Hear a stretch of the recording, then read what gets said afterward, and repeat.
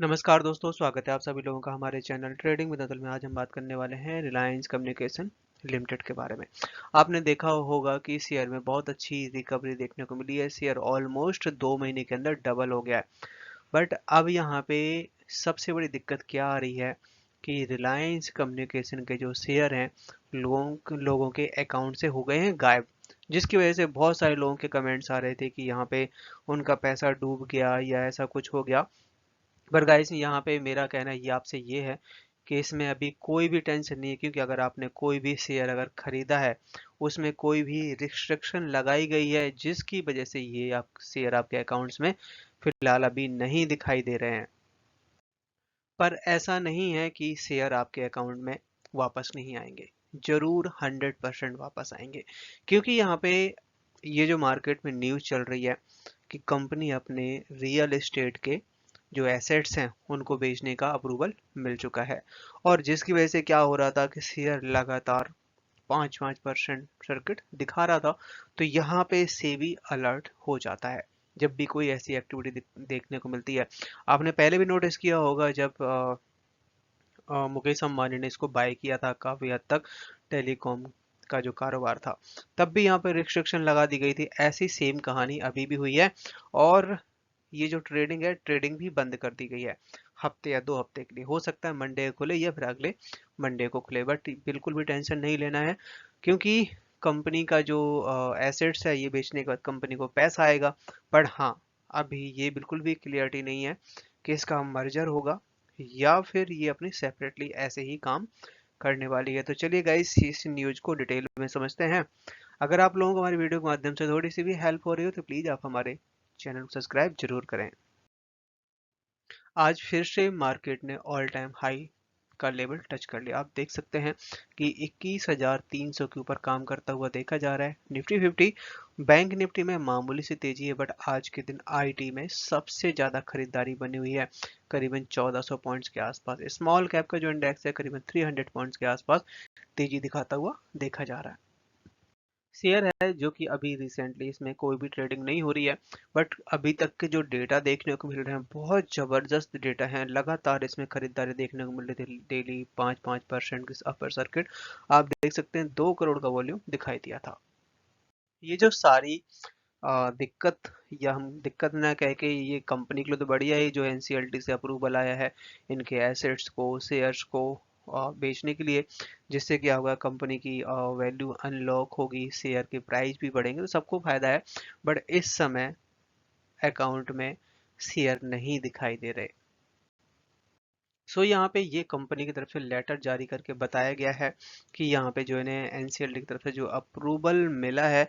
और अभी तक क्या था, अभी तक जो इरेक्सन कंपनी थी और रिलायंस कम्युनिकेशन, दोनों के बीच में कुछ दिक्कत चल रही थी, तो जिसकी वजह से यहाँ पे कोर्ट का डिसीजन आ गया है रिलायंस कम्युनिकेशन के लिए कि आप अपने एसेट्स को बेच सकते हैं। सो यहाँ पे आप देख सकते हैं कि ये 2022 से लेके 7 दिसंबर 2023 के बीच का मैटर है, जिसमें कोर्ट ने यहाँ पे डिसीजन दे दिया। और यहाँ पे भी आप देख सकते हैं कि इरेक्सन इंडिया प्राइवेट लिमिटेड और आरकॉम के बीच में जो दिक्कत चल रही थी, तो यहाँ पे कोर्ट का अप्रूवल मिल गया है। ये यहाँ पे सारी डिटेल दिखाई गई है। आप देख सकते हैं कि detail of assets which are propose to sold by way, जो कि यहाँ पे बेचे जाएंगे। चेन्नई में इनके पास काफ़ी सारे जो प्रॉपर्टी है, सेकंड फ्लोर, थर्ड फ्लोर और 2 मोर फ्लोर मतलब हैं यहाँ पे। इसके बाद है आपका यहाँ पे चेन्नई में और भी है, पुणे में भी है, भुवनेश्वर में भी है। तो जहाँ जहाँ पे भी रिलायंस कम्युनिकेशन की जो प्रॉपर्टी है वो बेची जाएगी, और वो बेचने के बाद सारा कंपनी को पैसा मिलेगा या फिर जिसकी उधारी है उसको चुकाया जाएगा। रिलायंस कम्युनिकेशन का जो शेयर है अभी किसी के भी अकाउंट में नहीं दिखाई दे रहा। लास्ट जो क्लोजिंग दी थी, ₹2.5 के आसपास क्लोजिंग दी है इसने। बट इस समय इसके ट्रेडिंग में रोक लगा दी गई है, और साथ ही जो ऑन अकाउंट ऑफ आईबीसी, जो कि मतलब जिन लोगों ने भी खरीद रखा है उनके अकाउंट में भी दिखाई नहीं देगा। इसी तरीके से इन्होंने बहुत सारी ऐसी जगह फाइंड आउट करनी शुरू कर दी। आप देख सकते हैं उड़ीसा में करीबन 6000 विलेज ऐसे हैं जहाँ पे कोई भी नेटवर्क कुछ भी नहीं है। तो वहाँ पे अब बहुत बड़े फंड की बात कही गई, क्योंकि फंड तो लगेगा। उसके लिए गवर्नमेंट ने बड़े फंड की अनाउंसमेंट करी है, जिसमें जितने भी प्राइवेट कंपनियां हैं, चाहे वोडाफोन आइडिया हो, चाहे भारती एयरटेल हो, चाहे रिलायंस जियो हो, सबको यहाँ पे मेजोरिटी ऑफ यहाँ पे ऑर्डर मिल सकते हैं। और इसको ख़त्म करने की बात कही गई है 2024 मार्च तक। पर मेरा मानना यहाँ पर ये है कि शेयर में जिस तरीके से रैली बनती हुई देखी गई है, जब भी ये ओपन होगा तो अब यहाँ पे हो सकता है कि 5% तक का लोअर सर्किट दिखाई दे। तो अगर आप प्रॉफिट बुक कर पाए तो प्रॉफिट बुक करके निकल जाएं। चार्ट में नजर डाली जाए तो यहाँ पे आप देख सकते हैं शेयर है जो कि 1.8 से बढ़ के सीधा यहाँ पे ₹2 के ऊपर निकला। लगभग लगभग 50% तक की रैली देखने को मिल चुकी है अभी तक। ये तो रही, आप देख सकते हैं कि जहाँ पे तो कनेक्टिविटी भी नहीं है, 2G 3G भी नहीं है, बट अब यहाँ पे गवर्नमेंट ने 5G के लिए भी PLI स्कीम के तहत बहुत बड़ा फंड जारी करने की बात कही हुई है। गवर्नमेंट की तरफ से ये रिपोर्ट जारी करके बताई गई है कि जो PLI स्कीम के तहत इक्विपमेंट्स हो गए या और कंपोनेंट हो गए जो हम बाहर से इंपोर्ट करते थे, बहुत महंगे पड़ते थे, उसके लिए यहाँ पे 1500 करोड़ का फंड जारी किया गया है, जिसमें 42 कंपनियां ऐसी हैं जिनकी मीटिंग हुई है 2022-2023 में, उनका टारगेट अचीव हुआ। इसके अलावा यहाँ पे आप कुछ फ्रेश एप्लीकेशन आते हुए देखे जा रहे हैं जिसमें गवर्नमेंट सपोर्ट करेगी कि अपने इंडिया में ही ऐसे प्लांट लगाए जाएं और यहाँ पे प्रमोट किया जाए खासकर अपने टेलीकॉम सेक्टर को। यहाँ पे अगर होल्डिंग की बात करी जाए FII के बारे में तो सेम होल्डिंग बना रखी है 0.15 से लेके 0.14, मतलब मामूली सी कम हुई है, ज़्यादा नहीं। प्रमोटर्स ने अपने एक महीने के अंदर बहुत सारे शेयर बेच दिए। आप देख सकते हैं कि 5.18% तक का स्टेक था जिसको घटा के 1.85 कर दिया है।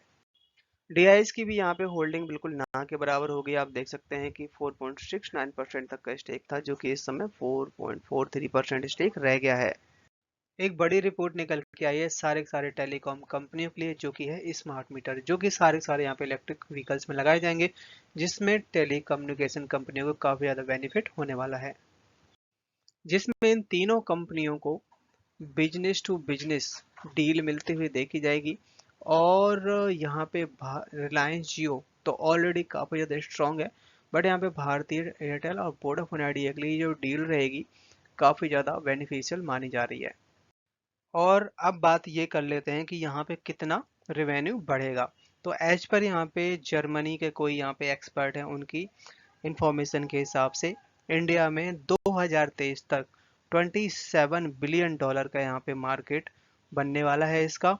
साथ ही यहाँ पे 2023 से 2028 के बीच में 17% की ग्रोथ दिखने वाली है, जिसमें मैक्सिमम यहाँ पे जो B2B बिजनेस है, मतलब बिजनेस टू बिजनेस, जिसमें Jio business, BI business and Airtel business, सब में हर क्वार्टर इससे ग्रोथ आती हुई देखी जाएगी। और यहाँ पे each telecommunication is bullish about enterprises business growth, जो कि गाइस ये जो बिजनेस है सारे के सारे यहाँ पे टेलीकॉम कंपनियां बुलिश बनी हुई हैं, जिससे गाइस यहाँ पे house in cloud, cyber security and other digital solution, इन सब की के लिए इन तीनों की कंपनियों की जरूरत पड़ने वाली है।